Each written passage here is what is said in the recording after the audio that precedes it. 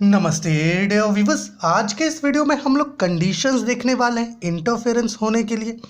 मेरे प्यारे व्यूअर्स, देखिए ये जो फिनोमेनन है इंटरफेरेंस, ओके, ये फिनोमेनन होने के लिए हमारे पास कुछ कंडीशंस सेटिस्फाई होने चाहिए, ओके, तभी जो है इंटरफेरेंस होगा।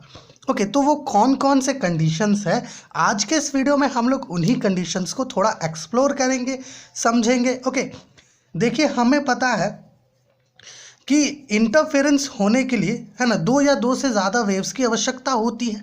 ओके, तो ये जो दो वेव्स होंगे ये कैसे होंगे, किस प्रकार के होंगे, इनका फेज डिफरेंस कैसा होगा, ओके, फ्रीक्वेंसी कैसा होगा, वेव लेंथ कैसा होगा, है ना, दोनों के बीच का डिस्टेंस कितना होना चाहिए, ये सारी चीज़ें जो है हम लोग आज के इस वीडियो में डिस्कस करेंगे। मेरे प्यारे व्यूअर्स, देखिए एक चीज़ आपको बता देते हैं, एग्जाम्स में हो सकता है क्वेश्चन आपसे इस प्रकार से पूछे, गिव 3 और 4 conditions for sustained interference. Okay, देखिए अगर सस्टेन्ड इंटरफेरेंस दिया है तब भी यही कंडीशंस लिखना है, अगर सिर्फ इंटरफेरेंस दिया है तब भी यही कंडीशन लिखना है। ओके, क्योंकि सस्टेन्ड का मतलब होता है well defined and observable. Okay, तो चलिए इसको स्टार्ट करते हैं। यहाँ लिखे हैं हम लोग to obtain sustained well defined and observable. Okay, sustained का मतलब होता है well defined and observable interference pattern obtain करने के लिए यहाँ पर 6 कंडीशंस हम लोग लिखे हैं, ये जो है सेटिस्फाई होना चाहिए, फुलफिल होना चाहिए। Okay, to obtain sustained interference pattern following conditions must be fulfilled. देखिए पहला पॉइंट क्या है, the two interfering sources must be coherent. प्यारे व्यूअर्स, देखिए कह ये रहा है कि जो दो इंटरफेयरिंग वेव्स आगे जाकर के स्क्रीन पर इंटरफेयर करेंगी, ये दो क्या होने चाहिए, कोहेरेंट होने चाहिए।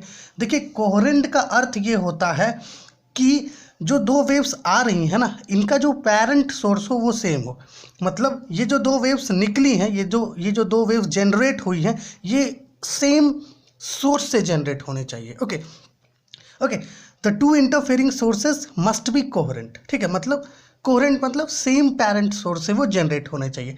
अगर वो सेम पेरेंट सोर्स से जनरेट होंगी तो उनका जो फ्रीक्वेंसी होगा, ओके, फ्रीक्वेंसी वो सेम होगा, साथ ही साथ जो इनिशियल फेज होगा ना वो भी सेम होगा। ठीक है, इनिशियल फेज भी सेम होगा, यहाँ लिखे हैं हम लोग, मतलब कांस्टेंट रहेगा।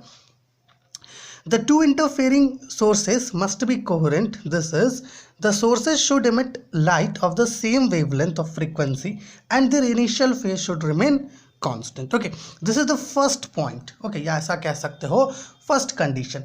चलिए दूसरा जो कंडीशन है उस पर ध्यान देते हैं, इसको हमें समझना होगा। क्या है condition, the two coherent sources must lie close to each other in order to discern the fringe pattern. देखिए क्या कह रहा है, क्या ये रहा है कि ये जो दो सोर्सेस है ना जो आगे जाकर के इंटरफेयर करेंगी, ओके, ये क्या हो, ये एक दूसरे के बहुत क्लोज हो।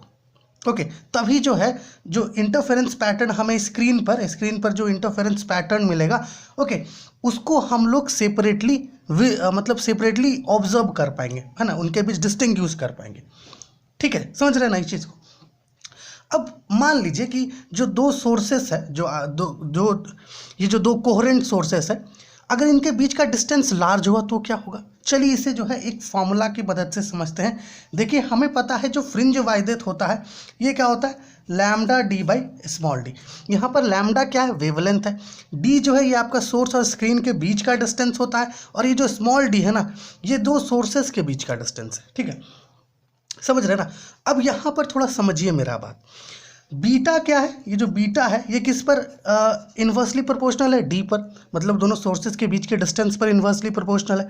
अब अगर ये डी स्मॉल हुआ, ओके, तो उस स्थिति में जो फ्रिंज वाइडेथ है, मतलब जो बीटा है, ओके, फ्रिंज वाइडेथ है मतलब जो बीटा है वो क्या होगा, वो लार्ज होगा अगर डी स्मॉल हुआ तो।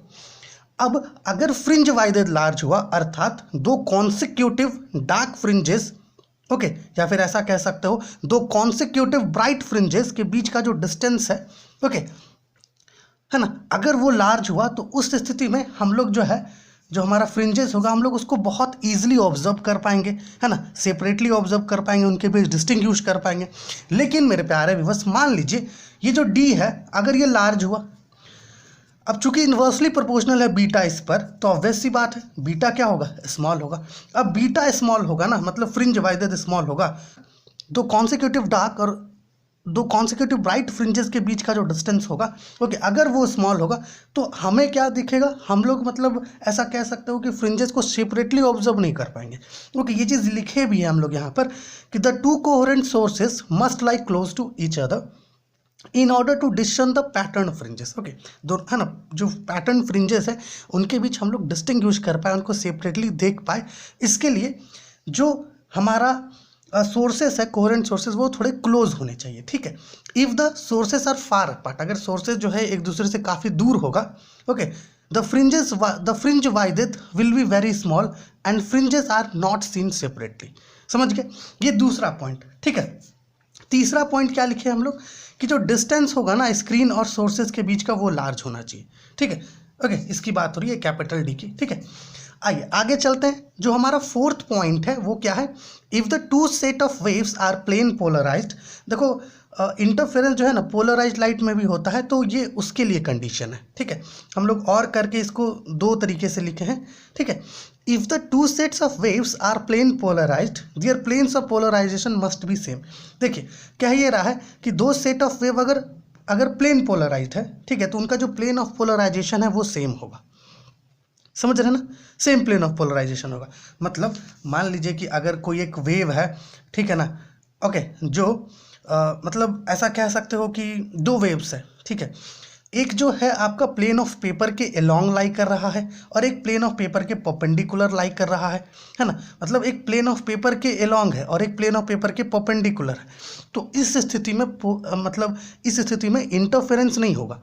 लेकिन अगर दोनों ही का जो स्टेट ऑफ पोलराइजेशन है, प्लेन ऑफ पोलराइजेशन है, अगर वो सेम होगा तभी इंटरफेरेंस हमें देखने को मिलेगा। ठीक है, और इसको अलग तरीके से भी यहाँ लिखे हैं कि if the interfering waves are polarised, okay, अगर इंटरफेरिंग वेव्स पोलराइज्ड है they must be in the same state of polarisation. वो जो है सेम स्टेट ऑफ पोलराइजेशन में होनी चाहिए। ओके, मतलब अगर जैसे मान लीजिए दो इंटरफेरिंग वेव्स है, ये दोनों पोलराइज्ड है, तो वो दोनों जो है प्लेन पोलराइज्ड हो, है ना, या फिर सर्कुलरली पोलराइज्ड हो, ओके, या इलिप्टिकली पोलराइज्ड हो। ठीक है, और स्टेट ऑफ मतलब जो प्लेन ऑफ पोलराइजेशन है वो भी सेम होना चाहिए। ये चीज़ आपको समझाया अभी। ठीक है, अब फिफ्थ जो पॉइंट लिखे हैं, देखिए ये काफ़ी इंपॉर्टेंट पॉइंट है। फिफ्थ पॉइंट हमें ये बताता है कि दो वेव्स जो ओवरलैप करती हैं ना, ओके, दो वेव्स जो ओवरलैप करती हैं, ठीक है, उनके बीच का जो पाथ डिफरेंस होता है ना, वो कोहेरेंस लेंथ से हमेशा कम होना चाहिए। ठीक है, मैथमेटिकली इसको ऐसे रिप्रेजेंट करते हैं, डेल जो पाथ डिफरेंस है और एल, है ना, पर जो सब टाइटल है COH, ठीक है, ये कोहेरेंस लेंथ को रिप्रेजेंट कर रहा है। तो पाथ डिफरेंस हमेशा क्या होना चाहिए, वेव्स के कोहेरेंट लेंथ से कम होना चाहिए। The path difference between the overlapping waves must be less than the coherence length of the waves. Okay, तो ये आपका क्या हो गया फिफ्थ पॉइंट। सिक्स्थ पॉइंट हम लोग ये लिखे हैं कि देखिए आपका जो पेरेंट सोर्स है उससे जो दो वेव्स निकल रहा है, दोनों का फ्रीक्वेंसी क्या होना चाहिए, सेम होना चाहिए। ठीक है, क्योंकि वेव्स अगर कोहेरेंट होंगी तो ऑब्वियस सी बात है उनका फ्रीक्वेंसी सेम होगा और इनिशियल फेज जो है कांस्टेंट रहेगा। The waves from the two sources must be of the same frequency. Okay, अब अगर सेम फ्रीक्वेंसी में नहीं रहेगा तो क्या होगा, ये हम लोगों ने यहाँ पर लिखा है। If the light waves differ in frequency, अगर वो फ्रीक्वेंसी में डिफर करेंगी तो होगा क्या कि जो हमारा पाथ डिफरेंस है ना वो टाइम के रिस्पेक्ट पर फ्लक्चुएट करेगा।